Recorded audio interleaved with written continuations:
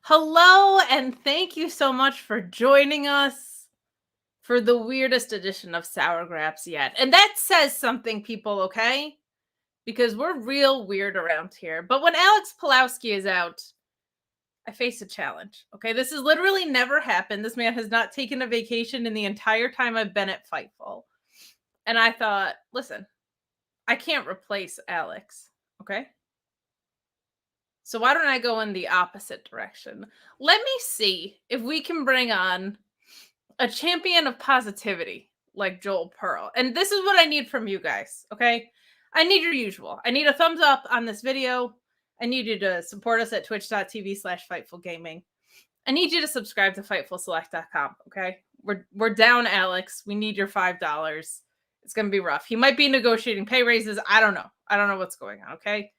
And I'm going to need you to get in your super chats and your humper chats because without Alex here, I thought the best way to pay tribute to him is to probably just try and dismantle the notion of She couldn't even say it.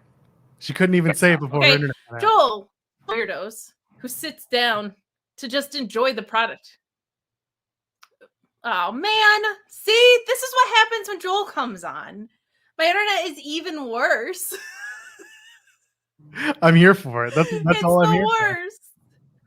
Oh, God. It's even worse than you were. Well, listen, he sits down to watch wrestling and enjoy it like some kind of weirdo, okay? No.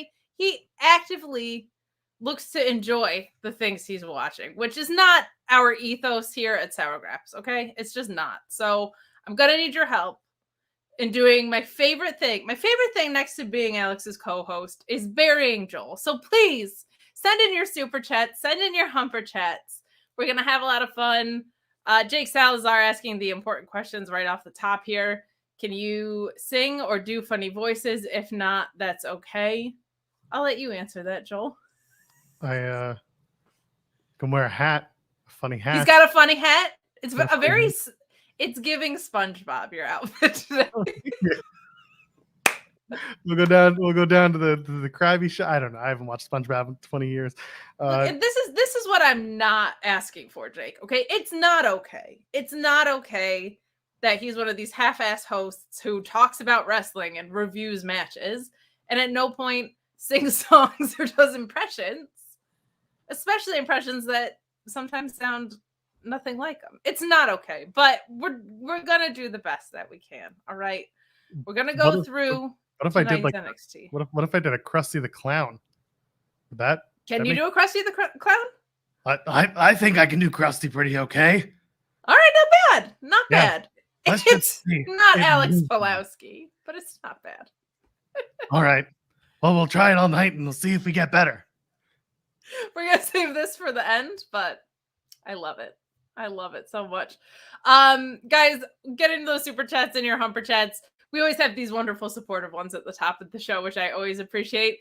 Killa Kate, absentee Alex, mystery co-host of the most, Papa Paul, Elizabeth, Jambeard, Sisters, Louise, Meatman, Jake Sauerzar, all of the SGS, much love. That's how much of a difference this show makes when I'm around. Kate completely loses her entire everything, and I get to take over the show. Okay, let's go. Okay. All right. Now I got to catch up because all the news is coming. Okay. All right. First of all, let's talk about NXT tonight and how great what happened to you. Hi, how are you? You missed out. This is why I'm not supposed to host the show, okay? What happened? On StreamYard, it's very easy to go try and click a message off and accidentally back out of the whole broadcast instance altogether.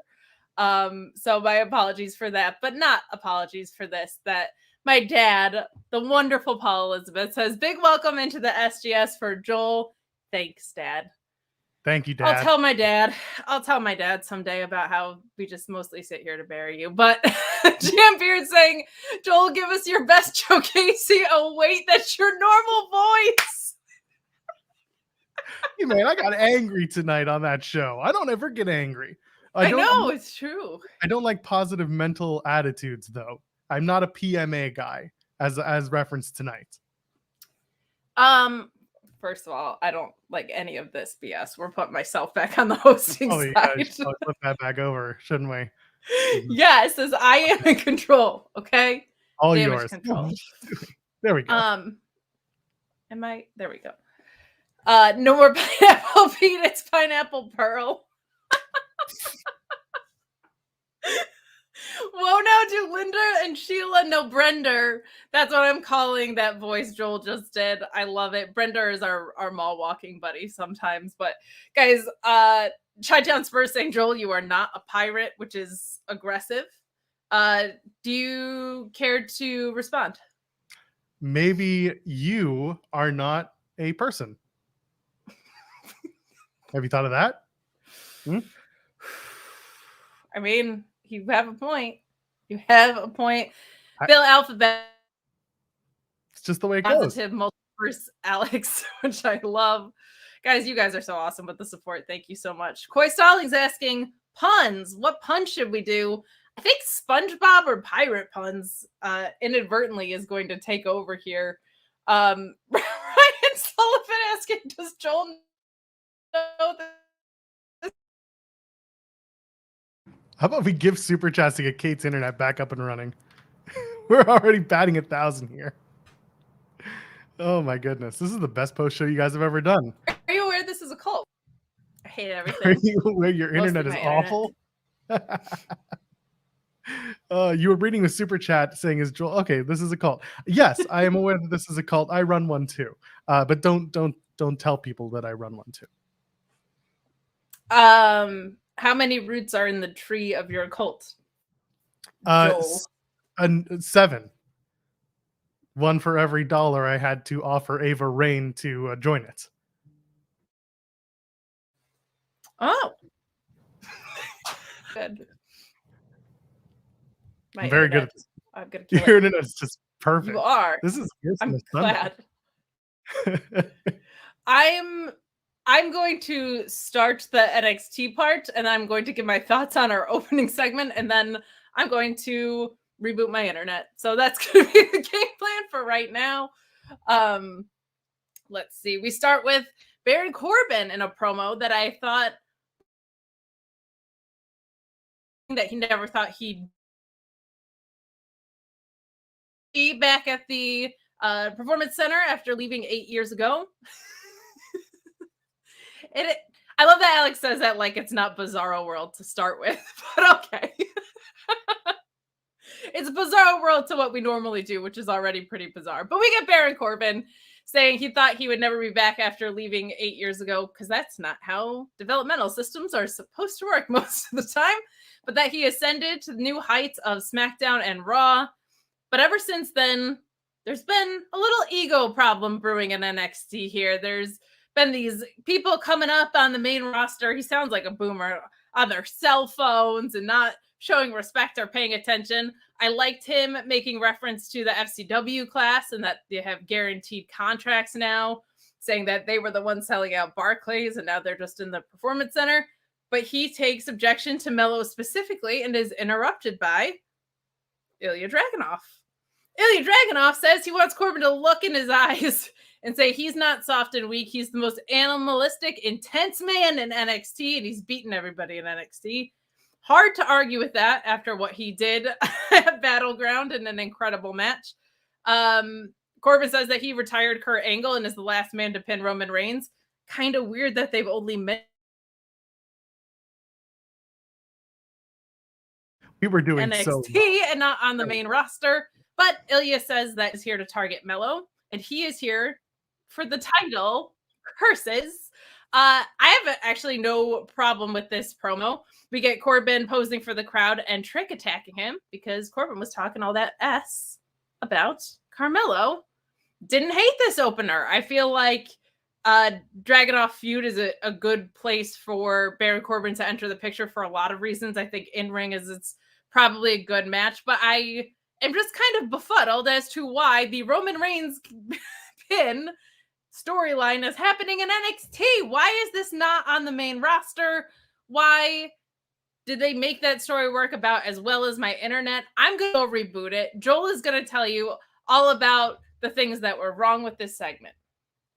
So let's start talking about this segment. So you know what, Baron Corbin, you know why I love Baron Corbin? He reminds me, I'm gonna fix my camera here. I use an OBS camera. So I stretch myself out accordingly. So let's fix that. There. Okay, now I look like a professional again until Kate comes back and makes me look less professional. You know what I love about Baron Corbin? Baron Corbin is like that guy, that friend I had in high school. He like never stopped talking about the high school football days, still wears his Letterman jacket at 35 plus. Such a cool dude. That dude also went bald very young too, but he's got like no respect for these kids. And I get it, Baron, I get it. I don't respect these kids either because they have their cellular telephones. Who uses a cellular phone these days? Taking photos, the selfies. I get it. I get Baron Corbin. He makes sense. Ilja Dragunov comes out, and of course, Kate had mentioned, he says, "Look in my eyes. What do you see? A man who is not soft and weak." It sounds like a guy from Chicago that I heard from once. At this point, I'm just vamping just to give you all an idea because I have no idea how long Kate's going to take. So anyway, we never changed Baron Corbin's music either. And we got to do that. I think that's the next thing we have to do with Baron Corbin. Because otherwise, if you're going to give him the bum ass Baron Corbin, happy Corbin music, but have him come out and be a badass, what's the point? Although it kind of reminds me of that same guy I knew from high school, the football guy, also never changed his taste in music. What a coincidence, huh? Anyway, Corbin's right. All these NXT kids, they spend their time on their phones taking thirst traps instead of working hard and paying dues while cooking big fat steaks, which sounds a lot like what Baron Corbin does on Instagram nowadays. So anyway, he's super hardworking, so that means something.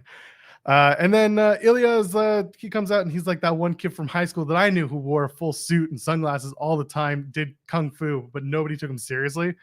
But also the kung fu thing, people should have taken him seriously because he could beat your ass. And he was one of those kids. Anyway, Ilja and Corbin sounds like a really good match. I'm looking forward to that. I wish they had done it this week. But instead, Corbin's like, hey, I jumped the line because I'm super tall and important. And I get it. He is the guy who makes everybody important, just like this captain's hat that I have. And then, of course, Ilja's like, I make challenges, just like that suited kung fu kid I just mentioned. And then Ilja pulls up his shirt and reveal he's doing the Cody reveal, the Cody Rhodes reveal, but it's like the NXT version where instead of like having the full pec being full of blood, it's just like this little part of the bottom, bottom of his rib cage has got some blood internally, and it's a big bruise.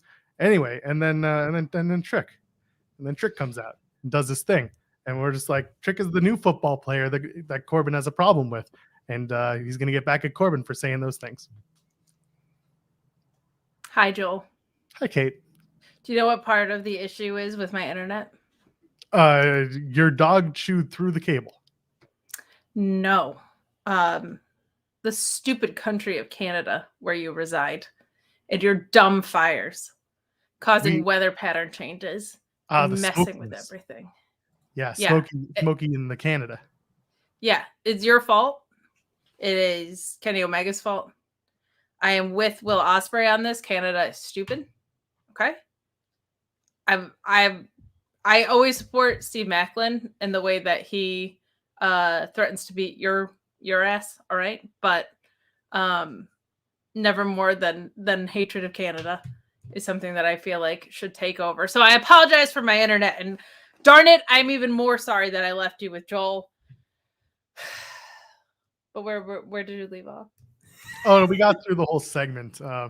You missed the part where I was just like, hey, you get the Ilja does the NXT version of the Cody reveal where he pulls up the shirt and he's just like, hey, I got bruises too. And the crowd's stunned silent because it's a big reveal, right?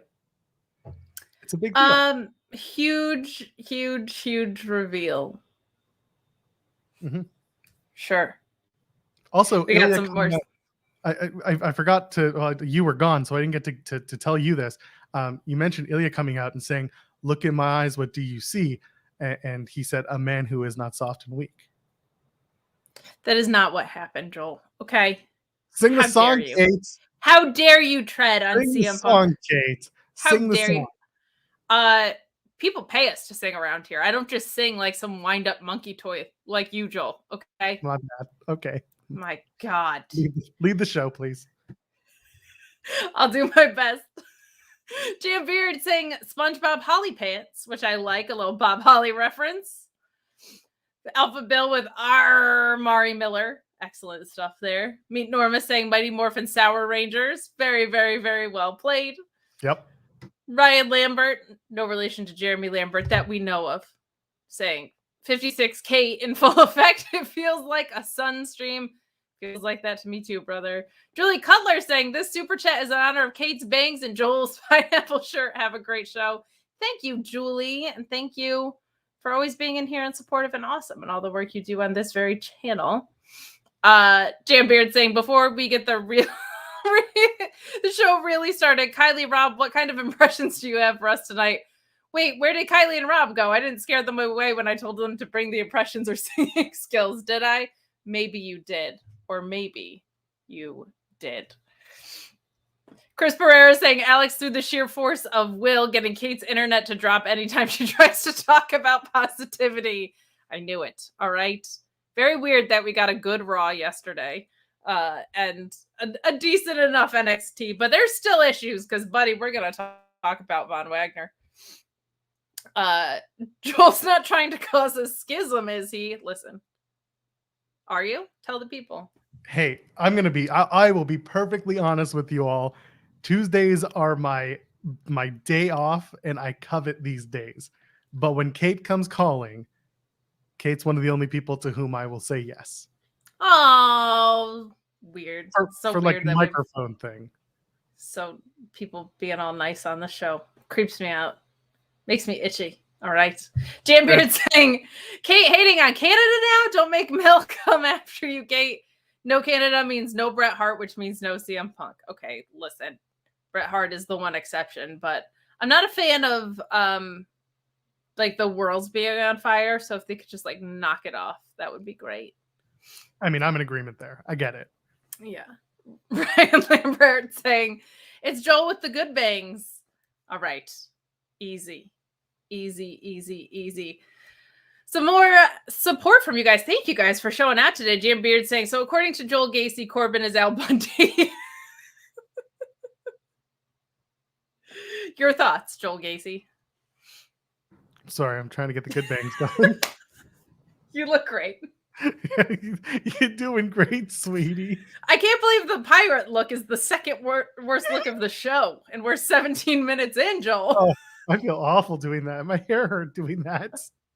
Not everyone can pull off the bangs, okay? Yes, that's true. This is an art form, all right? This is its own vehicle that is not for everybody all the time, okay? It's very meta.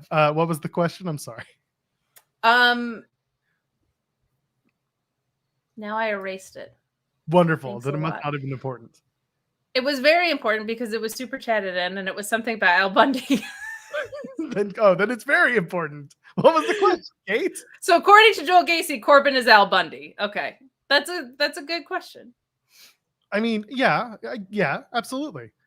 He walks around with his hands in his pants and he just says, no pig. And then he flushes the toilet that's sitting right next to him. And whenever his partner comes up to him and says, Baron, let's have sex. Al Bundy, my friend, is like, no. And then that's it. And he sells shoes. And he's balding. High rules. You have assimilated to this way better than I thought you were. I'm not going to lie. All right. I had this whole, like, we were going to pivot positivity against negativity, but you are like a duck to water right now, it seems. Highly adaptable, Kate. Alex Silva saying Corbin looked like he was playing a game of basketball. What was the ring gear? Yeah, Pulowski in the DMs was like, did he leave his ring gear at home? What happened? Who's representing some, like, his buddy's band? I'm all for that, but like, we'll talk about it during the match. But the presentation, I'm happy for Baron Corbin. I think this will be a really good spot for him. But the presentation was not there tonight. Not even just the gear, but using the Happy Corbin music. Hold on. We'll get Hold on. all of that. We got this. Hold on. I just want to point out he's in his basketball gear and he had the match during the crossover. You get it? Basketball does the crossover. See, this is what I thought we were going to get from you. This is where I thought. This is where I thought. We're back, baby. Joel, I meant in the way that Al was reliving his old football days. No pick. Did you discuss Braun Break King Ilja Dragunov while I No, we was didn't. on internet hiatus? No, we didn't discuss that yet. Okay, let's talk about that through line because we do also see that at the end of the show as well. We can talk about what it looks like they might be setting up, which is kind of wild and not a bad idea. I'm not going to say it's a good idea yet, but not a bad one. Braun Breaker comes out and breaks Ilja Dragunov here, and I kind of like what we got as a justification for the end of this. Braun Breaker saying that, like, you can't go around calling yourself the most intense guy around here. And it works because he has the pedigree of his championship reign, I feel like. Like, I don't mind that. I do feel like them setting up a match with him and Seth Rollins is a great way for Seth Rollins to retain, but introduce Braun Breaker to the main roster. I don't know if that turns into a feud or is a one-off or on which stage they do it, but let's kind of cut to the chase here with that. What did you think about Breaker and Ilja? And what do you think about a possible Braun Breaker Seth Rollins match, and where should that happen? So my general feeling is that if you're going to have these three men in each other's orbit, Seth needs to come out on Monday and just be like, hey, you beat up that other guy. I like him better. So how about Braun Breaker, Ilja Dragunov, #1 contender, and you can have me on Raw, or I'll come to you on Tuesday, whatever it is. Don't do a triple threat. Don't do anything. Have this be have the match that's going to feed into Seth be one that means something. And having Ilja get beat down by Braun Breaker makes perfect sense to set up the eventual match between Seth and Braun. I don't want to see Ilja lose, but I mean, I want to see him beat Baron Corbin first. Fair. And also, it seems like there's a lot of things in play right now. Like, I think drawing some clear lines about what's going to happen in the next couple weeks will be good, but I'm never usually complaining about, like, oh, there's too much going on the show, like in a way where I'm excited about all of the possibilities that it could be. Yeah, nobody loses in this case. There's a really good opportunity for all three guys. Well, hold on. Good matches. Like you said, you normally take Tuesdays off. Let me tell you, they have set up some things that seem like there's no way that anybody could lose. And let me tell you, they find a way to make everyone lose. We'll get into that a little bit more later, but some more puns coming in. One Lieutenant Photo, as we call him, LT Photo, saying, Clifford the Big Red Road Dog. Very nicely done. Very nicely done. Elite Biscuit saying, I'm a pro golf, and Saudi basically just bought pro golf today. Flashbacks to the WWE purchase rumors. Those folks just love stirring shit on NXT review days. Yes, the longest show I've ever done, and that says something because I'm not known for doing short review shows, was a 4-hour review show where the Saudi Arabia rumors broke that they were going to buy WWE. And Sean came on for 2 of those hours, and we did 4 hours of reviewing in which Sean also lit a joint, and I laughed. We got some more love coming in from you guys. The only thing being broken that night was Sean. There was no news. It was just Sean being broken. No, it was a credible rumor that didn't pan out, but was a credible one that went amok. And I teased that Sean would be on the show, for better or for worse. I don't think he'll ever forgive me, but we made a lot of money that night, so there you go. Matthew Plus saying, Mets game was delayed, so I turned on NXT for the first time. Tony D is shoot incredible. He is. We'll talk about how awesome that guy is. I saw that segment of vignette for fake Jamie Hayter. I'm assuming he means P. Priestley. Blair Davenport, sorry. And beginning of the Von Wagner segment before my body involuntarily made me switch off to protect my vitals. Oh boy, that Von Wagner segment was something else. He did message me to tell me that it wasn't, he sent that chat before we even got to like the part of the Von Wagner segment that we will talk about. Oh man. Jake Salazar saying, you know what? I'll take it. Is the money to sing the SpongeBob theme while wearing the hat. We're going to get to that later. Sorry, our categories got a little switched up in the old rundown. So we move on to this Thea Hail at Catchpoint vignette. I kind of, based on how this got paid off later, I'm all right with it. They have figured out a way to make Duke University work in, and this whole gimmick, right? Work in a wrestling sense, which was all I asked for. You were in on it before it, which was maddening. You have loved this whole thing since the beginning. I couldn't stand it because it had nothing to do with wrestling for a really long time. But now that it has to do with wrestling, I like it a little bit more. And I also love Duke Hudson. This was just kind of a quick vignette to put Thea Hail over going into the Battle Royal. I didn't think she was going to be our winner based on what happened later in this episode. But what did you think of this little vignette? Any thoughts here? I kind of thought she was going to win this thing because the last couple of weeks they've been building her as like learning and growing and becoming a more serious wrestler. And I can say it a million times and I still mean it. Thea Hail is cocaine, like humanified, sentient. She is sentient cocaine. And I love every minute of it. The overacting, the over emoting, everything is perfect. And no one's ever pulled her back because it's everything you want in wrestling. She's the ultimate underdog who like does everything right, but also does everything wrong at the same time. She's perfect. She's perfect. Squidward, that was really good. It's good. It's good. Thank you. Thank you so much. We move on to Schism and the Diamond Vibe. Finally, we can get back to my sour roots on this a little bit because the match was mostly good. But what the hell are we doing with Diamond Mine, man? Call them up. This ends with Reed getting caught with his own dragon sleeper, did I write? Ava hitting Ivy with the mask behind the ref's back for the 3 was the big finish here. I don't know what we're doing.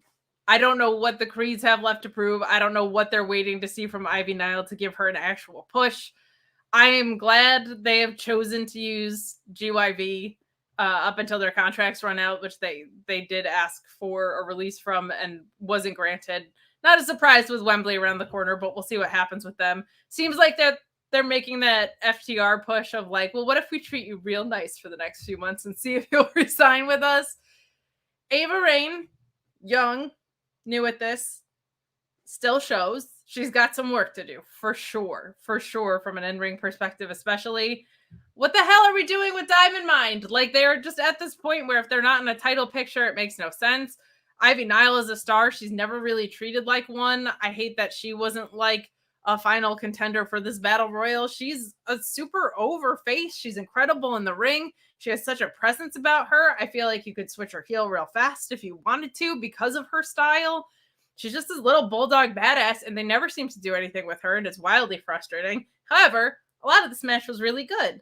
Julius Creed is probably their biggest star that's in NXT without a title, I think is very fair to say. And in-ring wise, is just that dude. Like, I don't know what more they're trying to get developed out of these guys, and I'm really perplexed with the way that the tag team roster is right now. Why these guys weren't called up. It's kind of frustrating. I want to see Julius Creed be the breakout star that he can be. It feels like there's such an obvious thing for them to walk in with Chad Gable if they wanted to do Alpha Academy. No offense to Brutus, but I think Julius could really be a single star. They love to split up tag teams anyway, so Lord knows those things are not mutually exclusive. But I feel like this entire unit should have moved up a long time ago. I can't say it week after week. These guys are great. Cool. Move them up. What am I supposed to do with that information? But a good enough match. It's just always tough when the person getting the pin is kind of the least skilled at this point of their career. But there was a lot to like in the meat of this. What did you think of this? So maybe if Ivy Nile worked on her ground game, she wouldn't get pinned so much. Wow, Joel. Wow. I echo a lot of the sentiments that you have. For the Creeds, my general feeling is they're still in NXT because they are tent poles for that brand. And that's not a bad thing. If anything, it's another further proof that they're investing in them more and more. Look at all the tag teams in NXT. There's no one else on the face side of the tag team division that they are pushing as heavily right now. They are going to find that team, and it looks like there's 3 in particular that we saw later on in the night. We'll talk about it, but right now the Creeds are just above and beyond in terms of crowd reception. So you're going to keep those guys around until one of those three aforementioned teams are cheered as much as the Curry brothers. There will be a time. I don't know when it's going to be. Ivy now, absolutely, she is a star. She deserves more.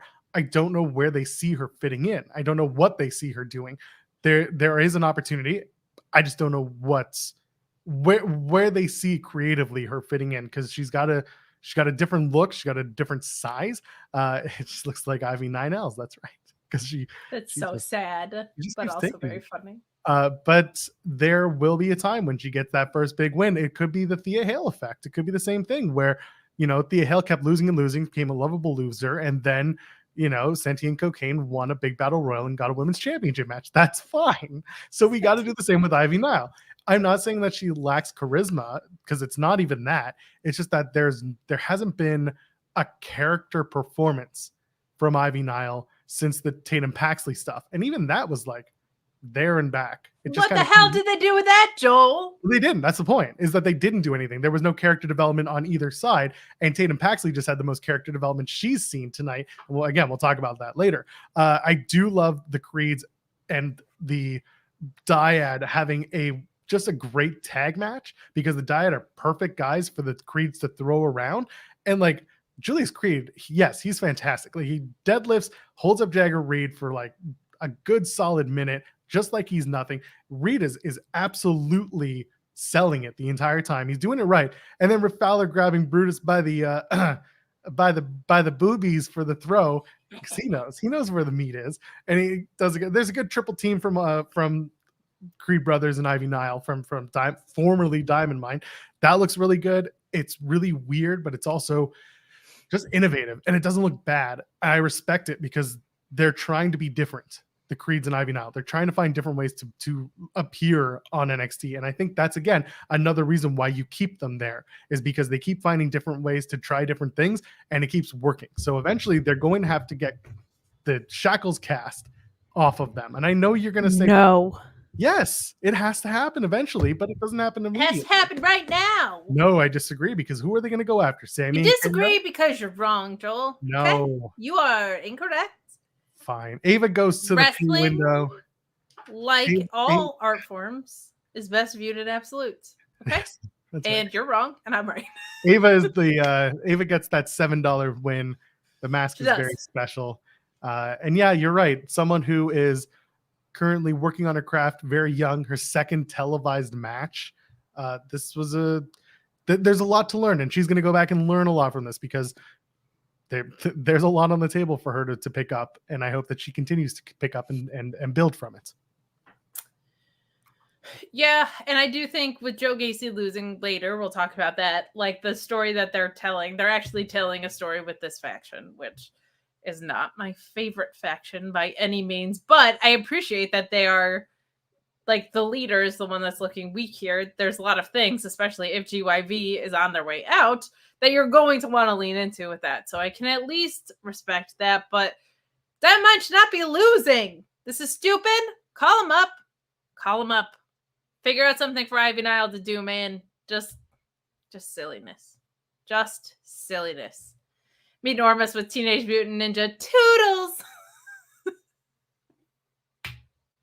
Well That's played. quite good. Well played. Jam Beard with Daffy Duck Hudson.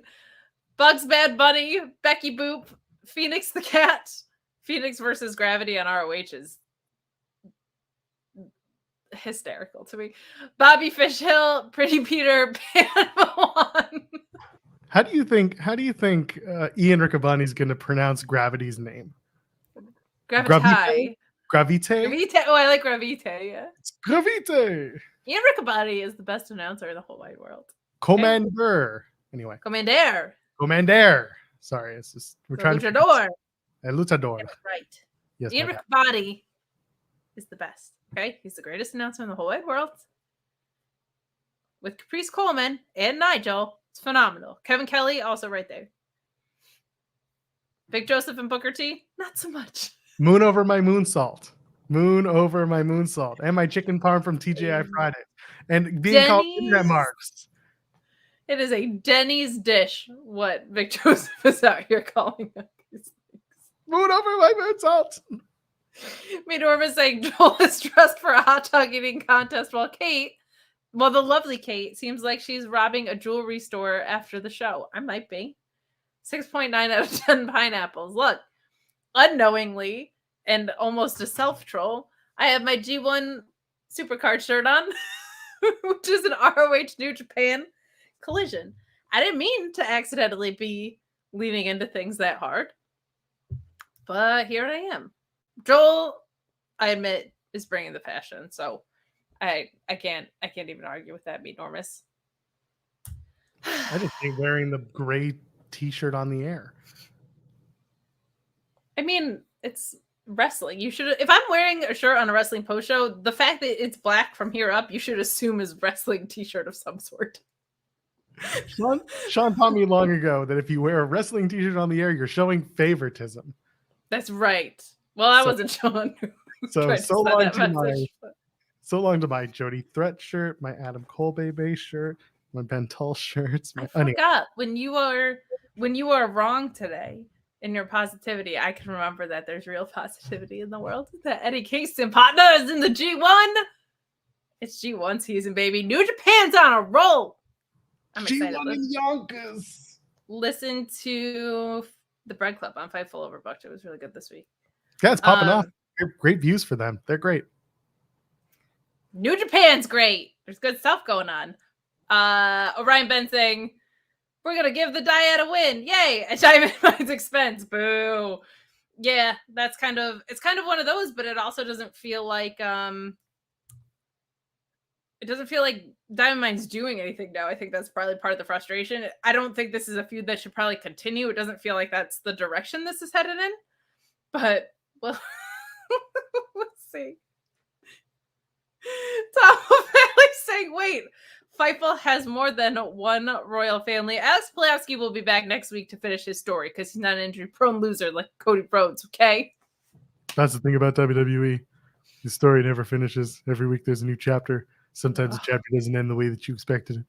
Sometimes you go and get your already broken self more broken by Brock Lesnar. But we're not here to talk about Raw, baby. We're here to continue talking about NXT. Guys, you have been so supportive already with your super chats and humper chats. This is very weird to do the show without Alex. So I appreciate all of the support and Joel joining me for today. But we move along to what is the most Alex segment on the show, unfortunately. This is where I feel his accent more than anything, with Stacks visiting Tony D'Angelo, hashtag free Tony D movement. Look, I like consistency in my wrestling, okay? People think it's dorky. People are like, oh, just sit back and enjoy it. Just watch the show. Here's the thing. I like if you go out of your way to tell me something, that you follow the rules, that you went out of your way to tell me. The amount of crimes that have been committed in the NXT parking lot that nobody's gone to prison for. Kidnappings. Murders. Okay? What's so special about Pretty Deadly all of a sudden? All right? That this is the one that's suddenly facing consequences, but Tony D in prison was a pretty fun segment tonight. We have him weirdly putting over Peacock. That was weird. No, it's perfect. Synergy. Corporate synergy, Kate. I'm not a shill, okay? Despite what people want to say. I'm not a shill. That's that Will Washington. Wow. We get this wonderful segment. We're having fun out here today, people, okay? We have this wonderful segment where Tony D is talking about how being on the inside ain't that different than being on the outside. And Stacks mentions that he thinks Gallus are the snitches in all of this. But he's considering all these other options of who it might be. Tony D'Angelo says, go with your gut, kid. And when Stacks brings up the numbers game in this, essentially, he says, this is why you're the underboss. Go figure it out. I love the way this was filmed. I thought it was super fun. And I have a couple of qualms with it. One, this is why underbosses have underlings, okay? This is why when you have a second in command, they're supposed to have people that they are also in charge of. It would have made the entire relationship between Stacks and Tony D way more interesting. Alex and I have been calling for that for weeks. However, if this is how they end up getting there, if this is Stacks saying, I got to pull on these guys because I got to go up against Gallus, I think there's a lot of fun possibilities there. I think, is his name Luca Crucifino, this guy who is like meant to be with them? Yes, the legal eagle. Yeah, he's gotta be. He's gotta be a part of it. But I think this could be fun if they play it out right. But this would also be better if the underboss had people to manage already. Also, Stacks looks kind of more Jersey Shore than he does Mobster. It's a little rough in that regard. Like, he kind of looks more like the white guy at the beach than he does the Italian Mobster, to be honest. But here we are. This is what we're doing. Joel, what did you think of our segment? And do you have any thoughts on who might be called upon to fulfill that role of Stacks' kind of underlings to even the numbers game against Gallus? Okay, first of all, if Stacks, if he's from Jersey, he's all about gym, tanning, and money laundering. You get that Jersey Shore nonsense out of here, okay? Kim Kardashian gets everybody off. That's a line that was mentioned in this segment. I loved it. And Knuckles. I knew a guy named Knuckles once. He was abandoned by his father Locke as part of his guardian training. And he was later tricked by a Dr. Robotnik, and he was believing that these guys named Sonic and Tails, they were on their way to steal the Chaos Emerald and all of its powers. Knuckles didn't make it very far though. He became Sonic's friend later on. So maybe Knuckles, who's now the friend of Tony D, is part of this whole movement with Knuckles and Sonic. I think we got it. This seems. I think I have my own underling that's happened on the show. Hey guys, I really appreciate that you all are taking callers now. I just want to say, no problem, sir, ma'am. Is this wrestling daily? Anyway, I just want to say I thank you guys so much for taking callers.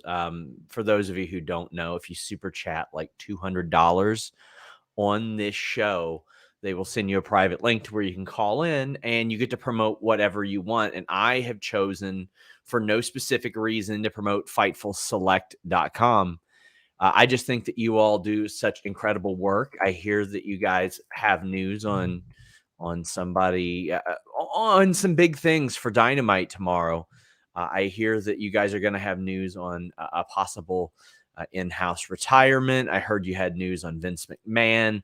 I heard this week there's going to be news on AEW Fight Forever, maybe even Door, Stardom, some stuff like that. There's a great show that Sean Ross Sapp does every week called the Backstage Report podcast, where he goes through all the week's exclusives. I love that personally because first off, he's a great host, but there are sour graps every week, and there wasn't this week. So you know what those great people at FightfulSelect.com did? They gave you a retro review of Double or Nothing 2019 with Kylie and Rob. It is a great service. It's just $5 a month, and there are so many people that say, and you're paying for wrestling news. I pay for the podcast. I don't give a hoot about the wrestling news that I just put over so much. But Sapp is the best reporter out there, without a doubt. And I mean, I'm just mentioning the things that I've heard are coming. Like, I've been able to get these scoops, and it's just $5 a month. They've got early access to their interview with the Hex. We're talking about NXT. Sean Ross Sapp had a report up earlier about Mustafa Ali and Baron Corbin in NXT, which is yeah, it was a lot, and this is how I want to spend my time. So be respectful. No, I was just wondering if we get a cut of it. So just curious. No, you don't. But yesterday before Raw, they had reported Caden Carter and Katana Chance would be factored in creatively soon. They sure were, right? They had news on Braun Strowman, all kinds of cool stuff. They had news on Stokely Hathaway and Tony Khan and what the new situation meant with ROH. Ace Steel? Who's talking to Ace Steel? Fightful is. That's over at FightfulSelect.com. Like, there's so much there for just $5. I don't know why more people don't subscribe. We had put the news out there that Tony Khan produced they put the news that Tony Khan produced the Blackjack Battle Royal. I say we because you guys make me feel like a part of the family here. Well, that's what we're going for, you know? And that's We what they appreciate do at it. Fightful Select. They make it a family thing. They had a bunch of the creative pitches, like to know who CM Punk is going to be feuding with on Collision. They got it. And Sean Ross Sapp does a Q&A there every week. Rhapsody does one every other week. This is great. And fortunately for you guys, what I'm going to continue to do is super chat $200 like all the time. So I can just pop up here. Or better yet, what I'll do is just tell my friends to do it. Because it definitely won't be me every time. I just wish I could have been on the air when Sean was here as well. Us too, buddy. He's a great fella. I don't blame you for wanting to share the screen with him. A little bit of an oddball sometimes, to be honest. But. Well, you know, it's funny. Joel gets to see my favorite, Sean Ross Sapp. Hold on, let me get this out of my face. Eat eggs in the weeds. But while I'm here, I want to keep it more festive. So I'm going to eat Joel's shirt. Well, thank you for indulging. I actually got to sit in on the Raw review with Sean Ross Sapp yesterday because I stepped up. You know what I mean? So, did you lose a pineapple spear over there, young lady? No, I've got a lot of hair in my mouth. I've got such luxurious hair. It is beautiful. We are blonde for the summer. I love it for you. Yeah, Princess absolutely. Diana is asking from the other side. Are you Princess Di's daughter? Can people read about that on Fightful Select? Okay. Doubt it. We don't have Princess Diana scoops. Here's a not so fun fact. Being as big of a fan of Sean Ross Sapp as I am, I unfortunately know that Princess Diana died the day after Sean Ross Sapp's birthday. Oh, that is sad. Princess Di, thank you for supporting from the other side. Princess Di also had nice words to say about my very long Zack Sabre Jr. rant on Friday. So always being supportive from the beyond. We appreciate you. You gotta get some product. You know what I mean? It's tough during the summer. It is. I'm so glad you brought that up about FightfulSelect.com. It really is a heck of a bargain. It's a place. It's a place where things happen. Dreams come true. Dreams do come true on FightfulSelect.com, Joel. And did you feel like there might have been like a little bit of a resemblance between Sean and that gal who was just on? They kind of looked alike. No, you didn't see it. Something in the eyes. I don't think so. No, in the eyes. The blonde totally throws it off. That's not Sean's natural color. He's much darker. I feel like anyone in his family would be the same way. Okay, well, not everybody in every family has the same hair color. It's not like you and the rest of the Gacy bunch. Have you seen the people in my team? Dark hair or none. We're all similar. Or red. You know. That's bottled though. Like 4 roots, 1 hair dye. Hey, Joel. What's up? If your one tree is lacking roots, if your tree isn't growing in the direction that you want it to be, okay? If it's not the tree trunk that you were hoping to have in its fullest form, you might need a little help with them roots in that tree. You know what I mean? You might need a little assistance from our friends at Bluechew.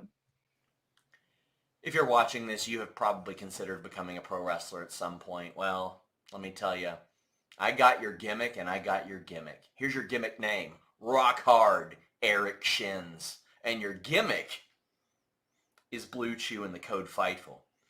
Same improved ingredients as Viagra and Cialis, but you don't want those. You want Bluechew.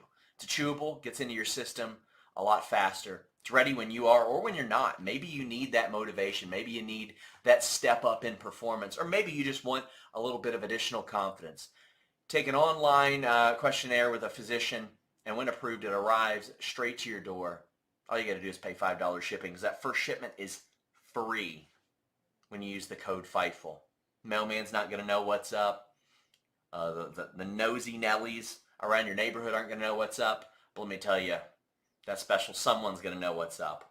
Bluechew.com and the code Fightful. My roots have never been harder. Did I do it right? I don't even know why we have pre-recorded ads, Joel. That was beautiful. You don't see the resemblance between Sean and the gal that was just on? No, not at all. Gal was blonde. Sean is not. No one could tell me that the blonde is supposed to happen. I mean, it was a natural blonde, but Very blonde. American Dragon Ball is very good. That's one of our Very friends. Thank you, Ricardo, the Sir Nameless of Sirs. Sailor Moon, also very good. I don't know what Saray is like. Her next major moves are. I'm excited to see what she does in Japan. She lost, so there's that. I know she lost, but like, I'm excited that she's settling back into wrestling. She's too good to be shelved anywhere. Jam Beard saying Ian is a great second to Morrow. Okay, I like Mauro Ranallo. I can't. What? I'm not even gonna try and say his name again. Sorry. Mauro Ranallo. Ian's my dude though, and like just more consistently active right now. How do you have problems pronouncing Mauro Ranallo when you pronounce Ian Riccaboni on the regular?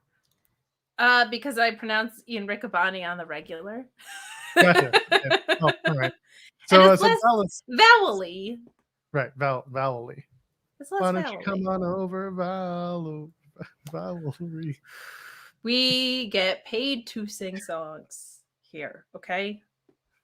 This isn't Sunday night, is it? My bad. Sean, oh no, Sean's a draw. Damn it. Oh, that's a problem. That's a huge problem. SR Yes Boy from Jambeard. Jake Salazar saying that Seth Rollins' cousin Meth Rollins. What the F is Bret Michaels doing on the review show? Who invited Kurt Cocaine? That's from Chris Barrera. That was a good one. Jake Salazar saying that Sean Ross Elizabeth. Listen, I don't know if I want to be associated with that dirt sheep boy. Okay, just kidding. I love Sean. I'm glad he ran in. I like it when Sean's here. I'm sorry that Alex didn't, but you know what? If you were here, we wouldn't have to deal with that. Alex, and your day off. Some love for the Stacks visiting Tony D segment coming in from you guys. M. Zedong saying, capitalism breeds corruption and allows an environment where dishonest men like Tony D thrive. Prove me wrong, kids. Prove Orion me Ben 666 saying the cell needed Dom graffiti on the wall. Easy, okay? We're not bringing that into here. I know Alex is out, but we're not lightening up on the Dom stuff. Jam Beard saying Stacks needs to bring in Luca, Hank, and Tank to join the mob as a surprise for Tony D. Definitely Luca. I don't know about Hank and Tank, but they definitely need underlings. And Luis saying, week 5 of Luca Crucifino be Tony D's lawyer. Like, yeah, we need him to be the eventual jailbreak. Oh boy, what to talk about next? Von Wagner and his mental health and the incredible messages they're sending about mental health on the show in general. First, we find out that if you have anxiety, you are a loser who does not deserve their title and will get put in a match to overcome the odds and then will lose because you're an anxious loser. And now we find out that if you're a man that cries, you're a little bitch and you refuse to go to therapy for it unless you're horny for your therapist. That's right. Von Wagner says that his dad would not approve of seeing him cry. He's going to therapy by Robert Stone's urging and payment. He sees someone leave the room in tears. He says he's not doing that. But then he sees the therapist and she is a hot woman and therefore everything is fine. This is trash to the fullest extent of the law. They have never figured out something good to do with Von Wagner. This also ain't it. This is such Attitude Era BS. This is everything that I don't go back and watch in the Attitude Era. I hate this. I hate in a sea of like mental awareness how tone deaf this brand has been to it the past few months. This is hot freaking garbage. Figure something else out. This is terrible. This picture thing that got us here was stupid enough. And now he's in the therapist's office. We're abandoning the picture storyline. And instead, we're going with, we had porn accountant and Kiana James. I fully expect that Von Wagner will be sitting on a black leather couch in the therapist's office next week. Enough with this poor man's porn crap. This is the drizzling S word. Joel, take it away. Von Wagner's just trying his best. He's trying to learn how to emote, Kate. He needs to find the right. He's actively resisting trying to emote, Joel. There's this. We don't have them as a sponsor. Other podcasts do. We could if they would respond to my emails. Right. Well, they say over there that their aid is above the better. Okay. So people listen to those ads, and one of the catches there is that you can find the right therapist for you, and clearly Mr. Wagner hasn't found the right therapist for him up until this point. Mr. Stone has a lot of money, as one does when having to go through therapy, because it is an expensive proposition. I understand. No, you don't. You're Canadian. You have healthcare available to you at any time. No, I got to pay for my therapy. I'm sorry. Oh, that's a bummer. unless everyone benefits, it's just part of the deal. It's okay. I have a great therapist. She's wonderful. She doesn't charge me a lot. I mean, she could. It's a sliding scale. Anyway, so the point of the matter here is pretty girl make Von happy, and I knew a guy like that in high school. Real ladies' man. Loved older women too. Loved professional women even more. He thought he could fake his way into joining the PTA, Kate, just to bet an older woman. And you know how'd what? That work out? He did it. Guys, I can't even. I told Joel, like, you have to come out here and be so positive about everything and nothing more than this Von Wagner segment. I can't even pretend. Like, I can't even put you in this box anymore. What the was this, Joel? Come on. Oh, what are we doing? We're getting out of the box? Yeah, you can get out of the box. Nothing that the Von Wagner story has. I think they're going to come around to the stupid photo within the therapy thing. I think the way it's been handled is dumb as hell. Do not get it. But this is the one show when I watch it, I just like, you know how I told you that when if I'm ever live tweeting about the NWA, I'm actually doing 30 other things at once. And like one of those things is tweeting about the NWA when not watching it. This is basically what NXT sometimes is like for me, but I'm not doing 30 other things. I'm doing like 3 other things. So I'm actually more focused on the NXT product. Because God forbid if I spend more time on the NWA, we'd all explode inside. I get it. I would be Alex. Okay, is what would happen. Okay. And Alex would be dead, so yeah. That's why he doesn't watch the NWA. Yeah. We need him here. We need him here. So yeah, this it's not great. I understand where you're coming from, and I agree with you to a certain degree. I also just see that as like it's just another story that they're trying to tell, and they're trying to be cheeky about it to like a lower standard. What on earth that Von Wagner has done indicates that he can pull off cheeky at the all. Like this is the best he's looked as an actor, and this is saying a lot. I'm not saying it's good. I'm just saying this is the best he's looked, and it's still not good. They have to do something with him. He's a free agent, for Christ's sake. They really don't. They really don't have to do something. Baron Corbin versus Van Wagner next week on SmackDown as the Money in the Bank qualifier, and then the winner Joel, I have this crazy idea. Ready? How about you figure out what the hell to do with this guy before you put it on television to see if it works? They did. They're sending him to therapy. Before you see if it works indicates that you have some indication that it might work before you put it into a testing ground. There's nothing about this that has made any sense. They had a whole stipulation that was the manager was going to walk away if Von lost. And guess what? Von lost. And guess what? He still has the manager. This is garbage.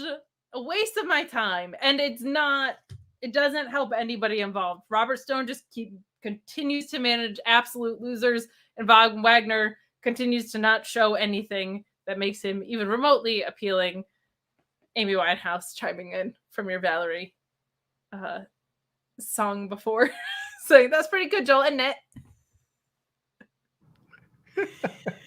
My God. We have the best people here. I love it. I love it. I love it. I love it. To her, I say hello from the other side. So, because Luis is the best, he brings up the roster that Mr. Stone has previously managed. They include Aaliyah, Taya, Jesse Alaban? Was it Jesse Alaban? I think we're talking about Jesse Alaban. Yikes. And Von Wanker, as he calls him. You know what the worst part is? One of them went on to be a women's tag champion. The other one is currently in Club Venus, so she's doing pretty good. And then the other two are, anyway. It was, in fact, Jesse Alaban. Yeah! Joel's batting 1,000. Wow, look at you. Look at you. Hey, here's a big reveal that we all knew who it was. Blair Davenport is here. Or as Matthew Plus calls her, fake Jamie Hayter. Not fake Jamie Hayter, okay? She is legitimately her own UK badass woman who's quite good in the ring and was Bea Priestley. She appeared in AEW for an appearance or two, was working in Japan, was heavily involved in Will Ospreay's angle in New Japan before they broke up, and it's a great worker on her own right, was working on NXT Europe, I believe, or UK, doing some really, really good work. We knew that she was going to be the attacker. It kind of had to be Joel, the pirate. That being said, Blamey Haterport, for those who are looking for the next way to explain her. But also all the things you say are true. Bea Priestley. Blamey Haterport is pretty good. I'm not going to lie. I kind of like that. I could see that tag team working, to be honest. I'm not mad about it. Yeah, let's go. We got a squash match here. Her facing Dani Palmer in a glorified squash. This won about 3 minutes or so, but she wins with the Falcon Arrow. She looks dominant here. I don't really have a huge problem with this.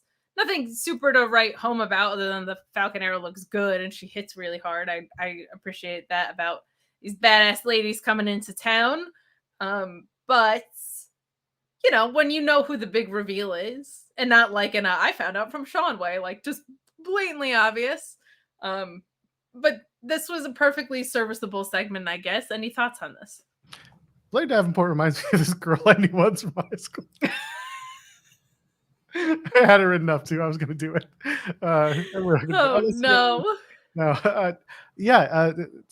This girl ran around in a black hood, capping people's ACLs, all because she wanted to prove that a goth girl could win the big match. And one day she won the big match. Anyway, Blair wins over the flippy girl. Listen, last week was enough. When Blair Davenport came out and had the hood on, and Vic Joseph was like, "It's Blair Davenport. Blair Davenport. Booker T, that's Blair Davenport." And Booker T is just like, "Huh? Who is it?" Yeah, the Shucky Ducky Caviar Dreams, Blair Davenport. Shucky Ducky Caviar Dreams. And when that happened, I was like, well, you botched the reveal. Good for you. But you're right. Everyone expected it. So what did it matter? She's back. She's going to have a good run. Later on in the night, something really cool happens. So I'm looking forward to that. Otherwise, this match just kind of happened. This match did kind of just happen. I think that Rhea Ripley proved that the hot goth girl can win the big one already. So I don't know if I buy that as a reason for her attacking everybody in the parking lot, but I guess it's better than I put the NXT roster on notice because we get a lot of those promos. Listen, last time we saw hot goth girl, she was losing a match via hot white girl and Japanese legend. So just saying. Jake Salazar said, "It's admirable that you look for the good in the show, Joel, but we don't do that here. Get with the program." Yes, that's true. We got to the program. I'm sorry.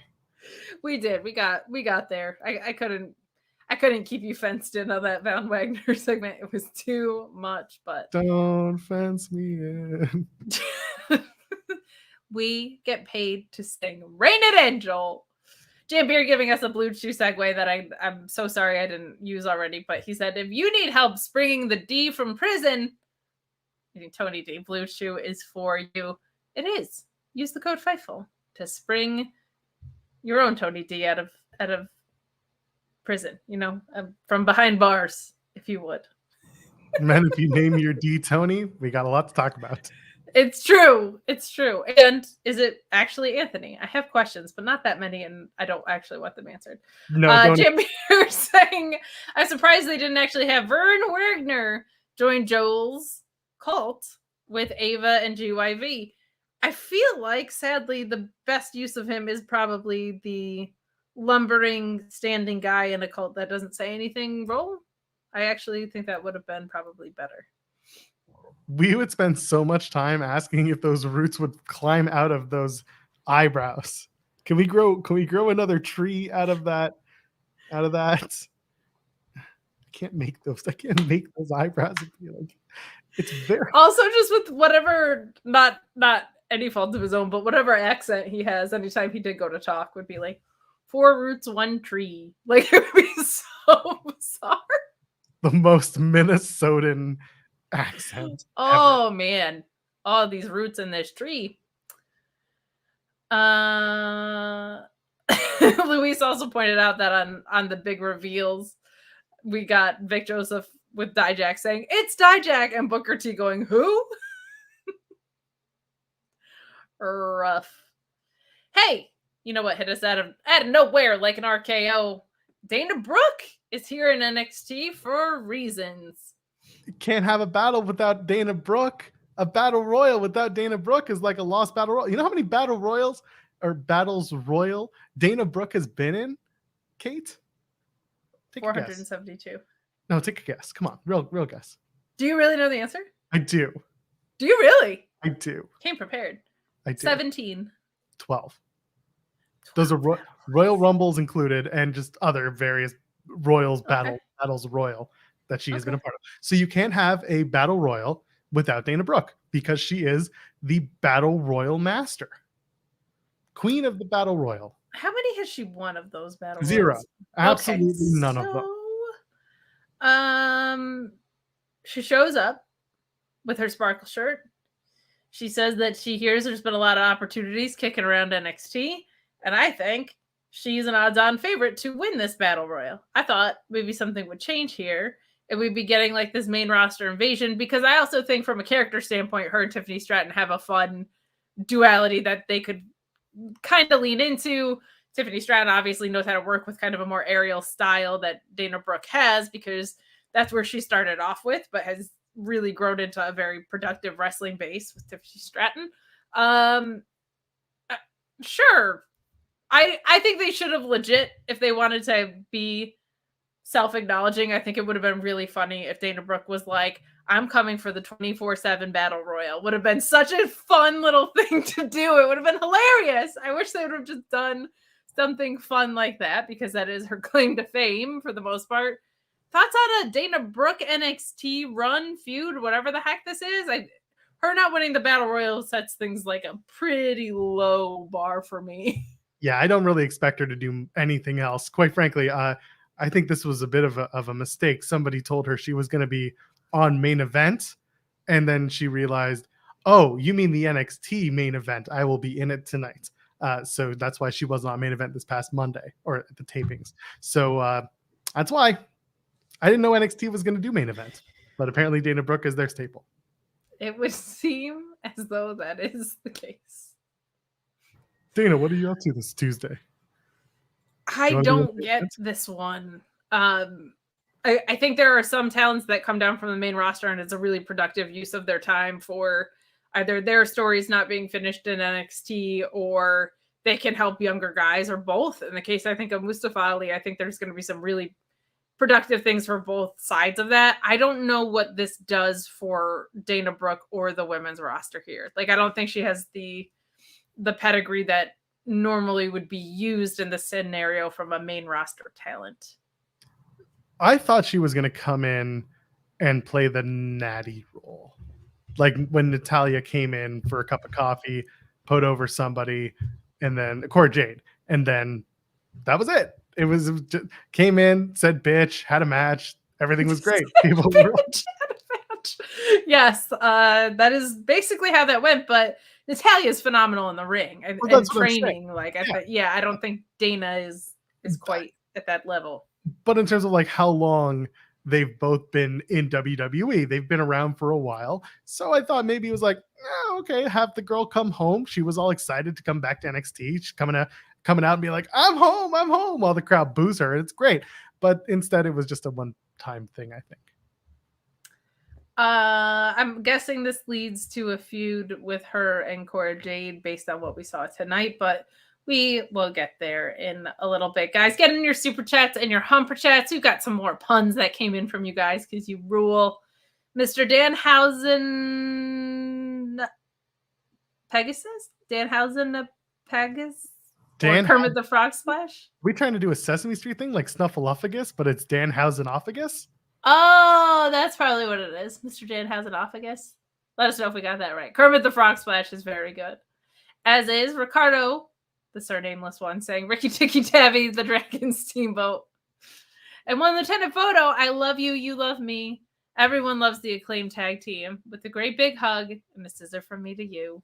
Won't you say you love the Acclaimed too? What a beautiful, beautiful song to send in. We appreciate and respect you. Rob Wilkins said on the stream, taking shots at Minnesota. What are we doing over here with Von Wagner's accents? Minnesota. But then he said he approved. He likes us. Well, thank you, Rob. We like you too. Pretty great, Rob. Like you lots. Go check out you're great. Yeah, Rob Wilkins is so great. Oh, he's so great. Go check out his retro review over on the FightfulSelect.com with our pal Kylie from Tag Talk. Subscribe for $5. They talk about Double or Nothing 2019, don't you know? What a pape. We move on to Baron Corbin. We forgot about Tiffy. We did? Yeah, she did a backstager where she was just like, who's going to win? Well, Joel, like, turns out I run the show, and I was going to loop that in before the Battle Royal, so calm down. Seems like a bad idea. I know what I'm doing over here. This is my Sour Grap Society, okay? Fine, Corbin versus Trick. Corbin versus Trick. This presentation ain't it for Baron Corbin, but the match was pretty solid.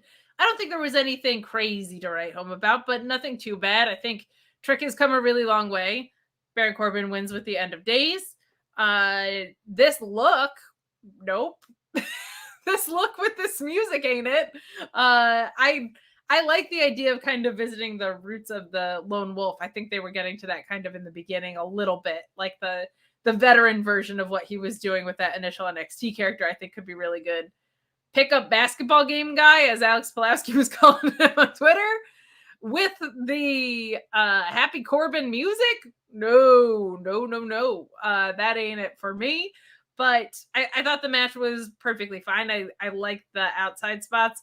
I like Trick being in like actual ring gear. Like he looks good. He looks like a true wrestler in a full match here and not just somebody's lackey. Like he's really grown in the ring and is starting to kind of cement who he is on his own independently from Carmelo without breaking away from that necessarily. Any thoughts on this match? Perfectly serviceable. Old man Hooper has a good match against Trick Williams. This for a second. I do like Corbin working over the leg. It was good. There's just good simple psychology. I think a lot of people forget that Baron Corbin, he's really solid. He's a good wrestler. He has good instincts. Like he knows how to go. Is he always the most entertaining? No, not really. He does throw dog food at wrestlers, so there's that. That's always nice.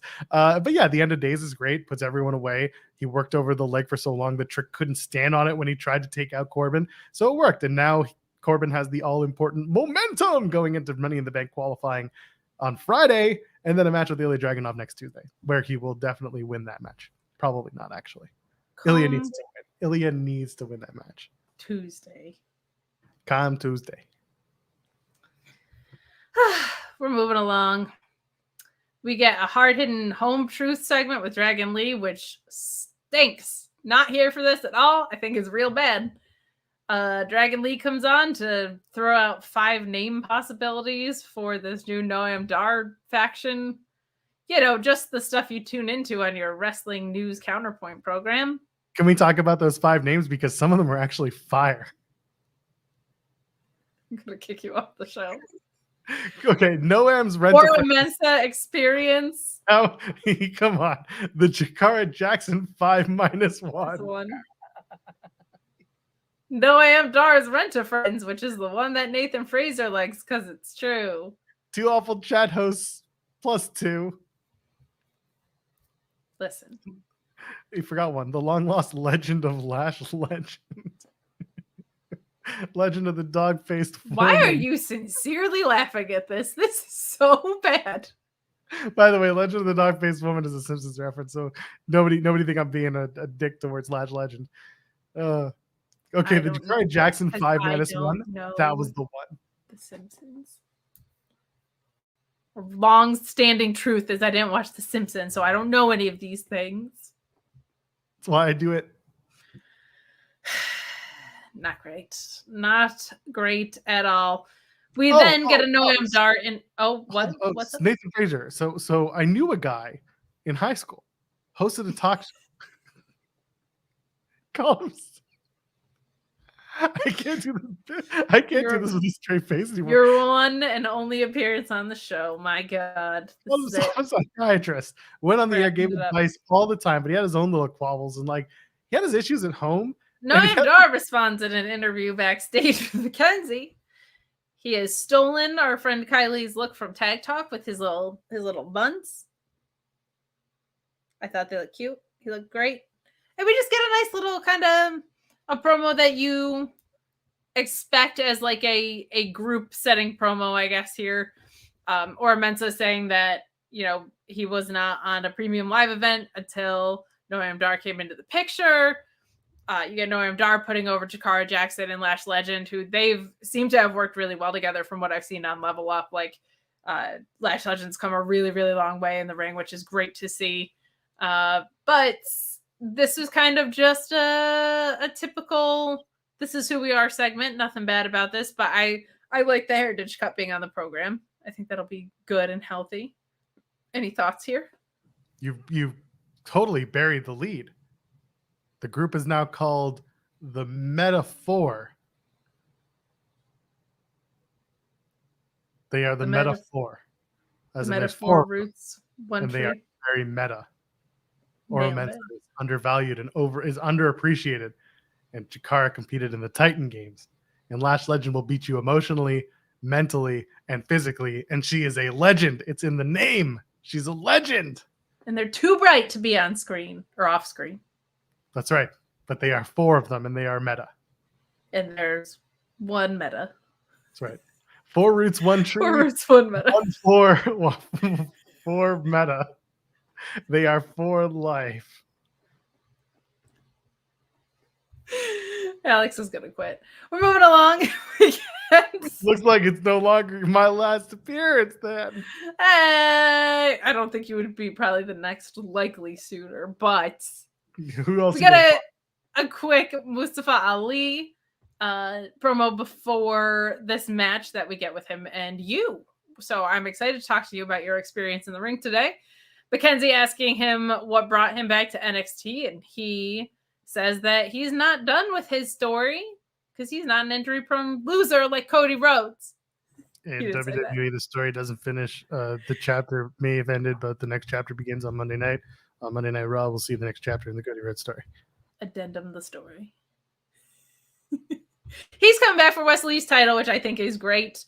I really liked this. And I love Mustafa Ali, and whenever wrestlers do things like, if you even still have it by the time I challenge you for it. Because we're going to talk about what happens after this. But a quick match here with Ali and you. Ali with the sunset flip powerbomb.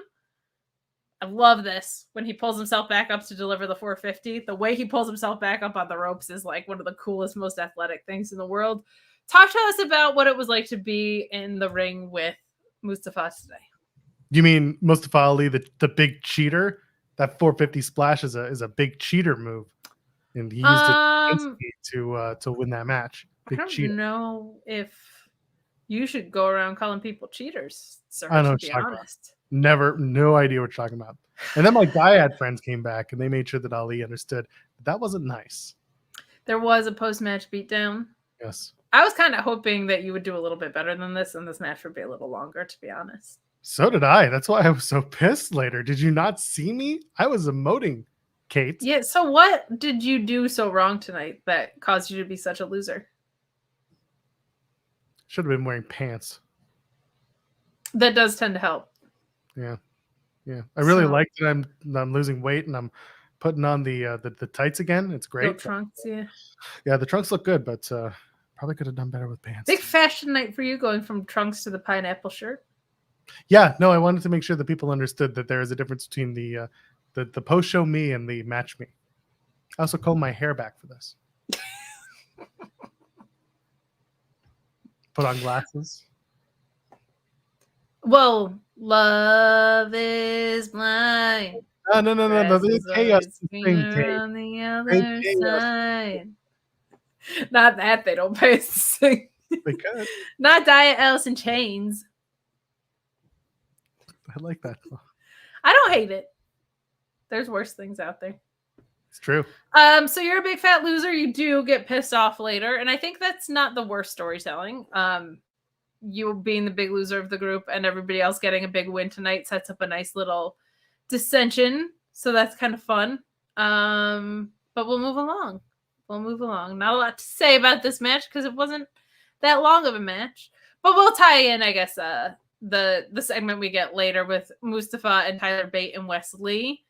Ali kind of tricks them a little bit, which I liked, into having their own one-on-one match against each other. And they lay out a nice timeline of like, we're going to have this 6-man situation. You guys are going to face each other one-on-one, and we'll go from there. And we'll see where I fit into the picture then. But I really liked him kind of walking the line between like, this is a thing you guys want. It's a thing we want to see. But also being like a little bit manipulative in that. I think it's kind of fun. Like there's tones of like, I could turn heel right now if I wanted to.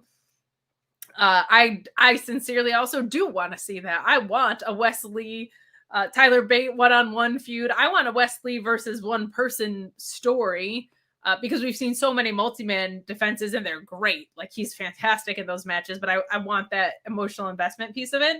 I'm very intrigued to see where this goes. I'm guessing sooner rather than later we get Mustafa Ali beating Wes Lee for that title. But this is an interesting angle. I like the way it's built on respect more than the tag team ridiculousness that we get in a little bit.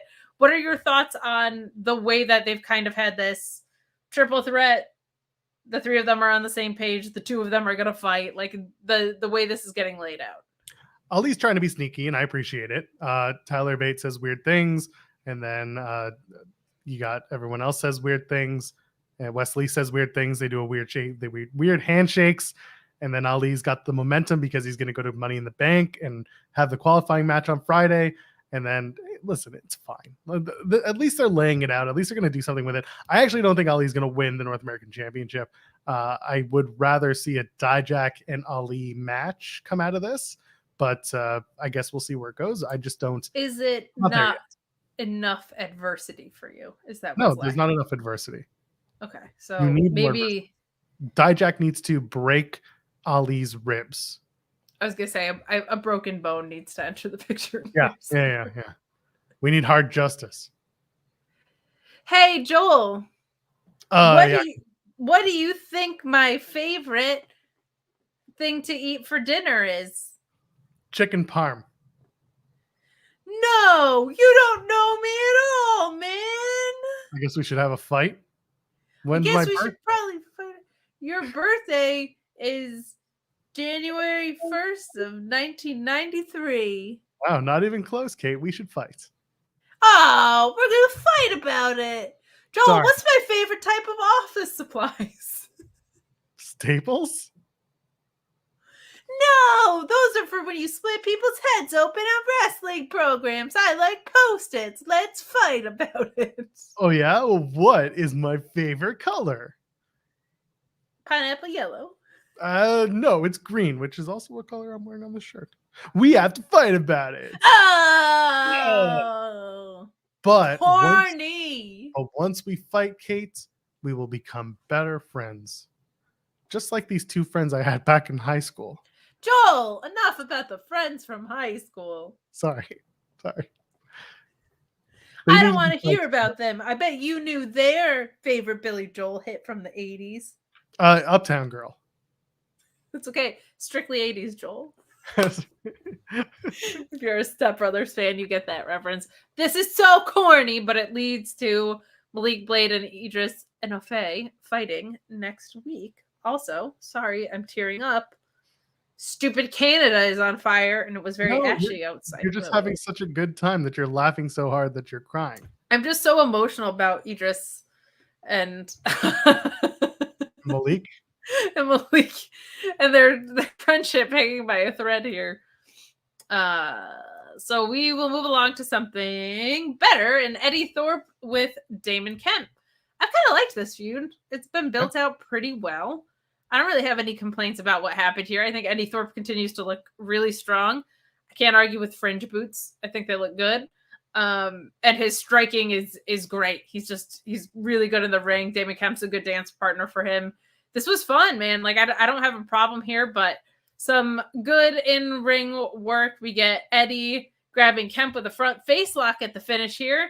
Him escaping, and they almost run over the ref. A German suplex by Kemp for the pin, but his feet are on the ropes. I don't need that kind of schmozzy ending with like two guys that can go this well, but they're building out a feud. I get it. I just feel like Eddy Thorpe shouldn't be the kind of guy that's like cheating when he's this badass in the ring already, probably. Like, feels kind of like cheap and unearned here, but I like the match. I really like Eddy Thorpe a lot from what we've seen from him. What are your thoughts on what we got here? Yeah, this was a good match, which kind of surprised me because I know that both men, well, first of all, like Eddy Thorpe, yeah, I know his background, Carl Fredericks and all that stuff. Damon Kemp's been coming up. He's been getting better and better. You see him on Level Up. He's gotten, honestly, since his heel turn, he's just gotten better, which I appreciate. He rules because like he's a total douchebag in this role. And I feel like he knows some people in his life from whom he can take that influence, which is helpful. And this is going to turn into like a best of, it could turn into a best of 5, but realistically probably a best of 3. And I wouldn't be surprised if the winner of this whole thing goes on to challenge Wesley at the end of it.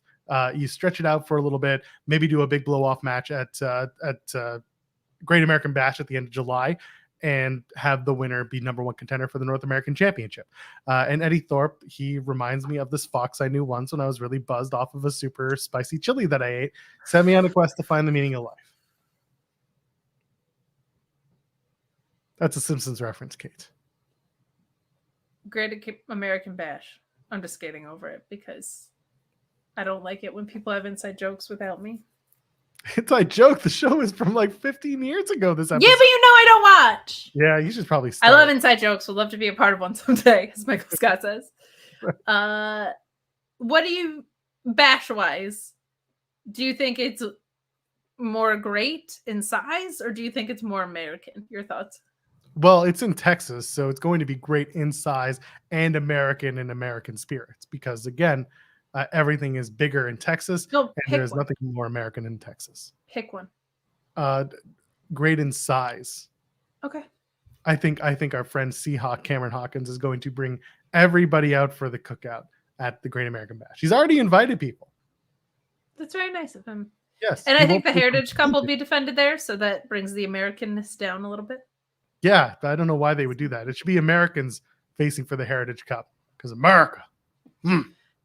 That big Hulk Hogan return that nobody's asking for is going to happen right there.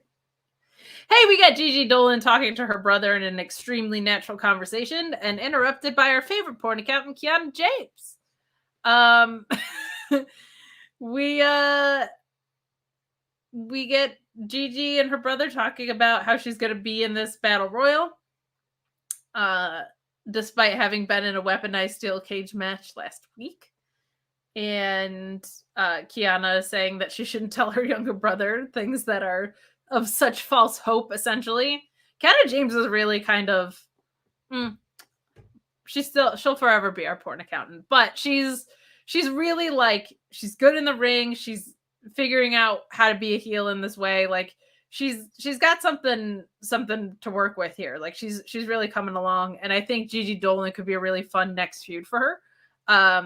So I think the segment was extremely corny, but I think a feud with Kiana and Gigi is something that I wouldn't mind seeing. What are your thoughts? It is a thing that is happening. It's definitely that. I also don't love right before a battle royal when you tell us what you're going to set up.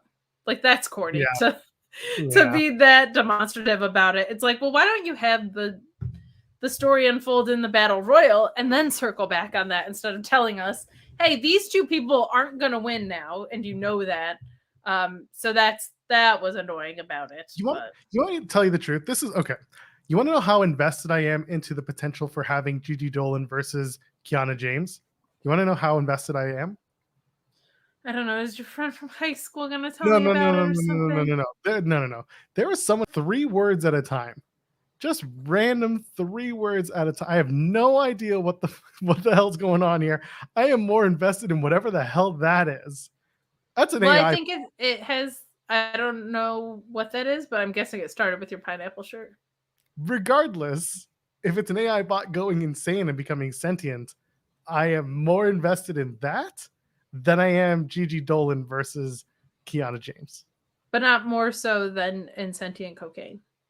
No, sentient cocaine is amazing. She deserves the world. All hail. Hey, speaking of not being that interested in stuff, Scripps versus Dabba-Kato. Yabba Dabba Kato, by the way. Who could possibly care? Scripps winning with a roll-up in an underwhelming match.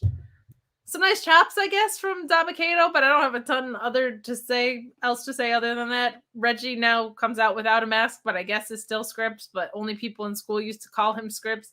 What the hell are we doing? He had like all of this lucha lore happening with Axiom, and now he's like, I don't have a mask, but it's also not that big of a deal because I wasn't really a luchador. I just had a weird voice modulator that made Alex sound like Jesse the Body Ventura doing an impression of me, and then it turned out it was Jesse the Body Ventura, and then Scripps would come in every week. But now Alex isn't here, and now Scripps isn't here, and everything sucks. Your thoughts on this match? So I knew this guy in high school.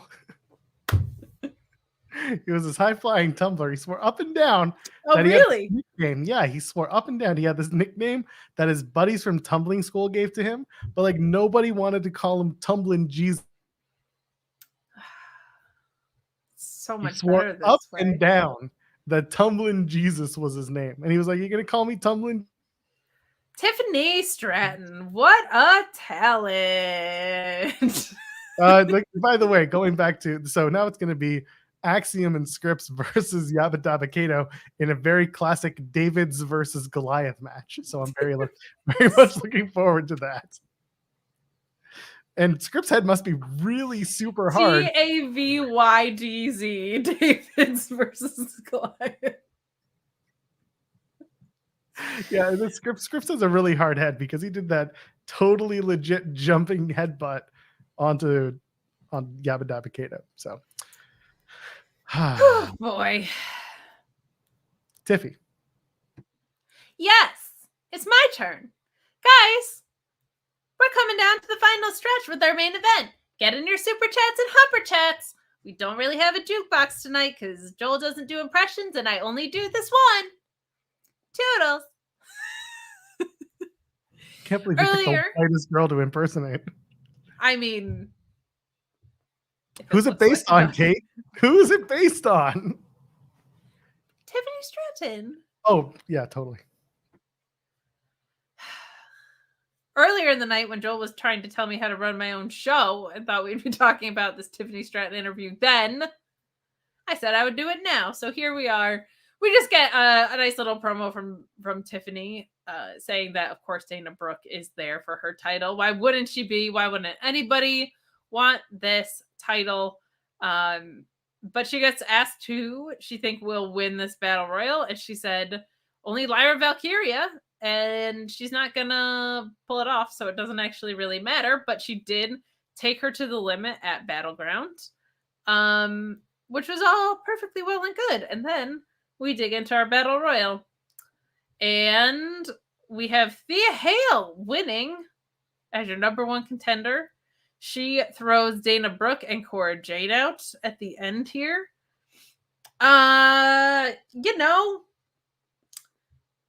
Bring someone from the main roster, make them feel like a big deal. Losing in a battle royal ain't exactly the way to get them cemented. I have no interest in a Dana Brooke and Cora Jade story. I had any interest in a Dana Brooke and Tiffany Stratton story because I feel like there's a lot to play off of character-wise and stylistically. I feel like this was terrible booking for Gigi. They telegraphed what we were going to get out of that anyway already. Really feels like it would have been a fun spot for Ivy Nile to, if not go the distance, be like the second to last one thrown out because she's this tiny bulldog that just could kick everybody's ass and do some really fun stuff in there. But there you go, Thea Hail. I do appreciate always when there are moments that feel like authentic praise of wrestlers' hard work, and commentary did a nice job talking about her time in school and the hard work that she's put into things and how much she's grown and come along. So that I appreciated. This should be I'm guessing a good in-between pay-per-view program. Like I don't have a problem with it in that way, and that I think Tiffany Stratton would know what to do with a young, extremely wide-eyed, like rah gal. I think that could be something that's really, really fun. But I don't think it's something that you're gonna need like a best of 3 about, right? So I feel like this is a very, very odd thing to do to Dana Brooke, but I feel like Thea Hail's not the worst choice in the world for this. What did you think of the Battle Royal, kind of the positions that everybody exited at, and Thea Hail being the winner here? So there's actually a lot of stuff that happened in this Battle Royal that set up other stories moving forward. Let's start at the top. So Thea Hail gets the win. Chase U and all of its glory comes out and celebrates. And I think most people recognize the Cavender twins coming and lifting up Thea Hail on their shoulders. Tiffany Stratton's going to need some friends to deal with Chase U and Drew Gulak and Charlie Dempsey soon enough. And I think the Cavender twins are going to be the ones to join her. And that's where I go with that. And the setup is going to be a lot of fun in this whole story, because it's going to be all about Thea Hail trying to overcome adversity, getting better, so on and so forth. Adversity! Exactly. Well, it's more about her just like proving herself and being the new little bulldog that could. So she's going to get real close to the victory. And then the Cavender twins are going to cast in the match. And they're going to align themselves with Tiffany Stratton. That's pretty much how I would do that. So that's at the tippy top. The tiffy top. The tiffy top, sir. Thanks. Dana Brooke is home. We already talked about that. Oro Mensah being the only person allowed at ringside who wasn't a referee was a little stupid, but that's whatever. That's NXT.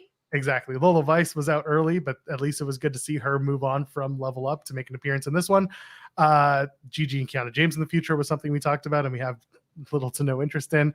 Kalani Jordan was in this whole thing, and they're kind of trying to make her into the new spot girl in these things, but her elimination was really weird.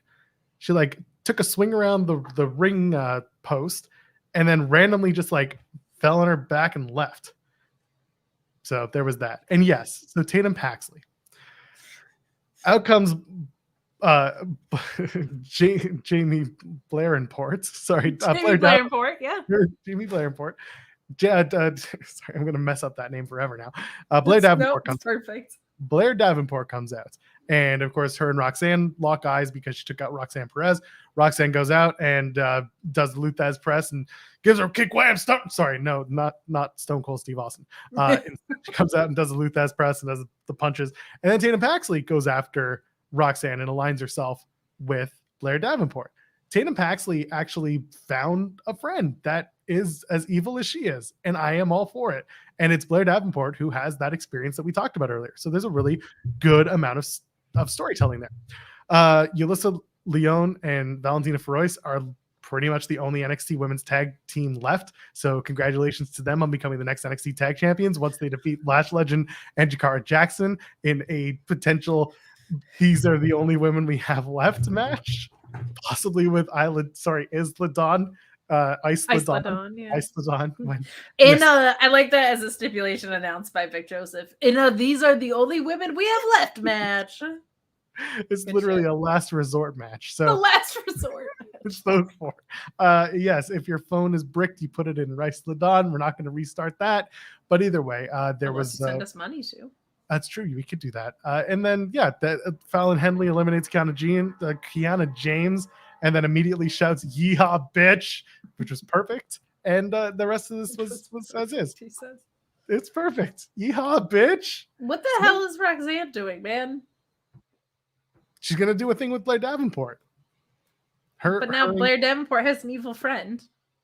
Roxanne will make a friend too. Maybe Dana Brooke. If they took the title of Roxanne to have her do like a mini tag program with Dana Brooke, you'll never be invited back on the show again. Jim Beard with the super chat saying Oranges, Cherries, Ballet. That's how I feel about Gigi Dolan versus. That's how it feels like NXT's booking is. That's true.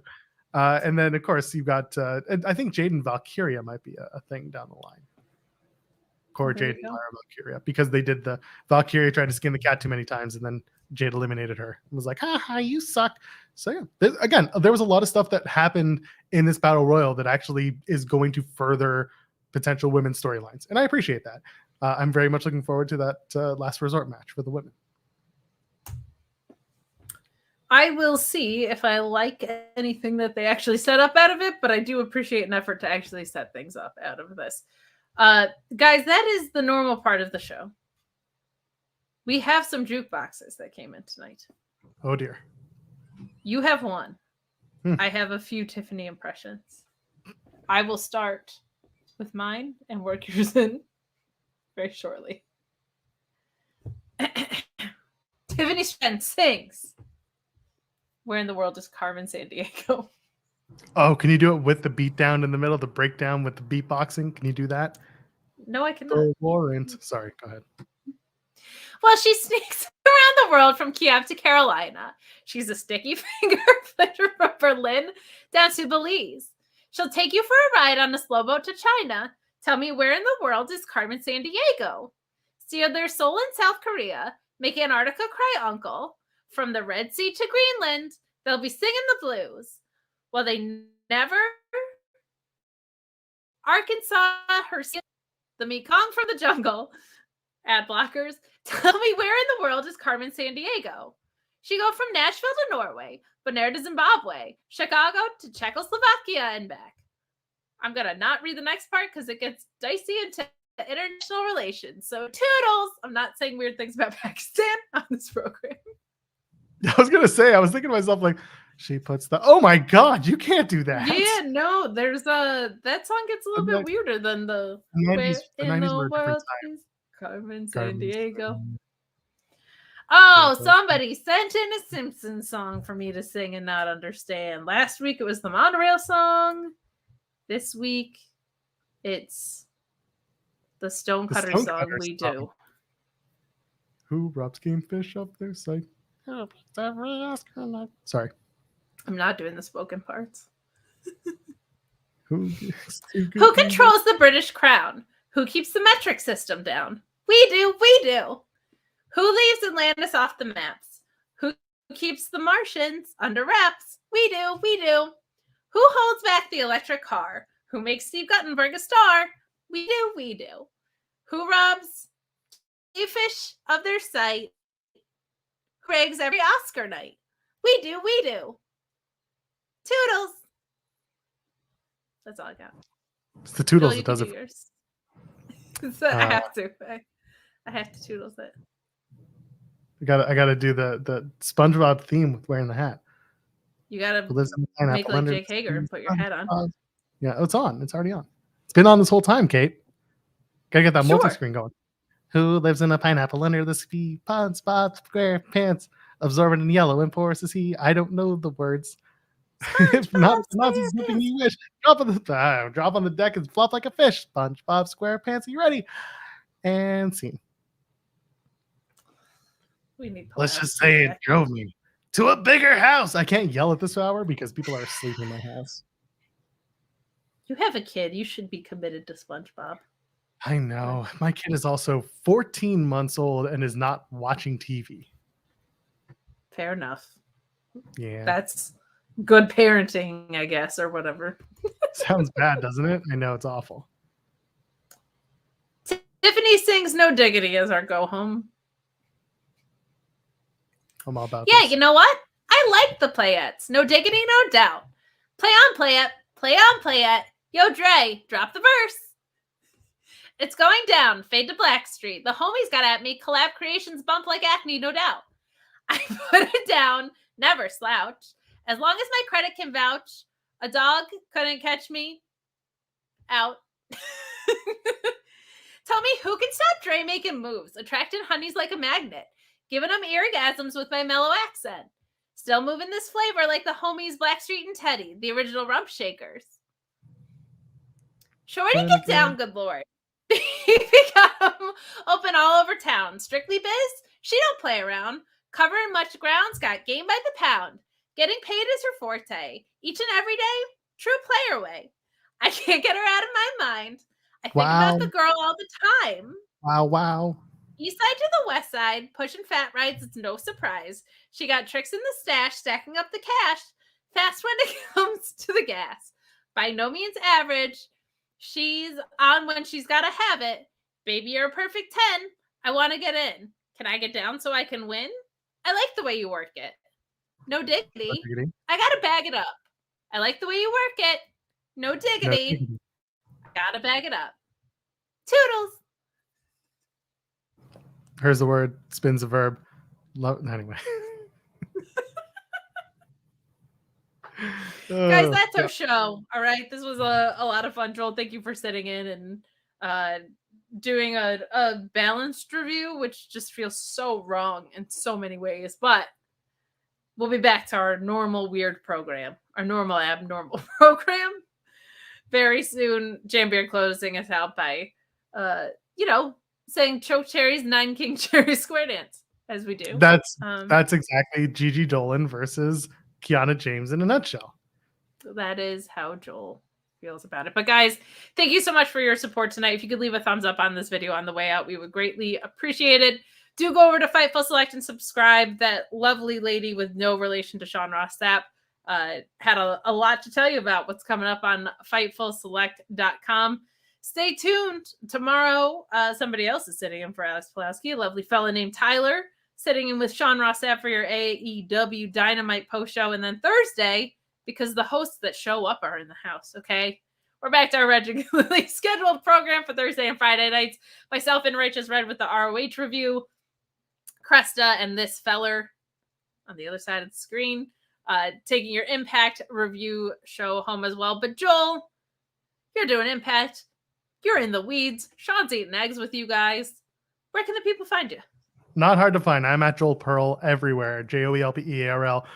Monday, Wednesdays, and Fridays over at Fightful Overbooked doing In the Weeds at 10 a.m. Tomorrow, SP3 will be my guest co-host for the 2 hours. We have plenty to talk about from the world of wrestling. And where else am I? Wednesday, actually, I will be on List Goes On over on Fightful Select with Jimmy Van after he finishes up with Chris Van Vliet, who will be filling in for Sean Ross Sapp on List on Your Boy here on Fightful.com. Thursday, yes, I will be doing the post Impact show after Reg and Kate finish up. Then Cresta and I will take it over. And then Friday night, Against All Odds, Impact Against All Odds is going to happen. So by Friday night, you'll see Cresta and I again doing our post Against All Odds show on either here or Overbooked. I don't know yet, but either way, that's where you'll find me. And then Kate and I host a show every Sunday at 8 p.m. Joel and Kate at 8 over on Fightful Overbooked. Go and join us there because there are so many people who do so many wonderful things on Fightful Overbooked that are not named Joel, Jeremy, or Kate. There are a lot of really great people. So go support that channel right after you click that like button and subscribe here at youtube.com/Fightful. Go to youtube.com/Fightful Overbooked. Okay? Thank you. Thank you, Joel. And sincerely, thank you for taking time out of your Tuesdays. I feel like Thursdays used to be my night off, and now that those are gone, I'm like, I don't really have a breather. And that's kind of where you're at this week without having your Tuesday off. So we appreciate you joining us, guys. Have a safe and wonderful rest of your week. Enjoy your wrestling. We're out of here.